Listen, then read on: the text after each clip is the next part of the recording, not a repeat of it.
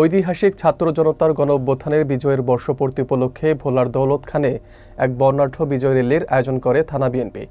মঙ্গলবার বিকেল 4টায় অনুষ্ঠিত এই র্যালিতে অংশ নেন থানা বিএনপি, ছাত্রদল, যুবদল, স্বেচ্ছাসেবক দল সহ বিভিন্ন অঙ্গ সংগঠনের নেতাকর্মীরা।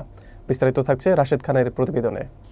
স্থানীয় জনগণের স্বতঃস্ফূর্ত অংশগ্রহণে র্যালিটি গণতন্ত্র পুনরুদ্ধারের আন্দোলনে এক নতুন চেতনার সঞ্চার করে।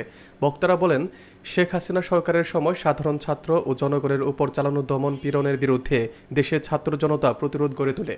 2024 সালের 5 আগস্টে সেই গণঅভ্যুত্থান ছিল আওয়ামী ফ্যাসিবাদের পতনের সূচনা, যা পরবর্তীতে জনগণের বিজয়ের রূপ নেয়। আয়োজকরা বলেন, এই দিনটি কেবল প্রতীকী নয়, এটি একটি ঐতিহাসিক স্মারক, যেখানে প্রমাণিত হয়েছে অন্যায়ের বিরুদ্ধে ছাত্র জনতার ঐক্যই জাতির ভবিষ্যৎ গড়ে তোলে। বক্তারা 5 আগস্টকে ছাত্র জনতার জাতীয় বিজয় দিবস হিসেবে ঘোষণা দেওয়ার দাবি জানান।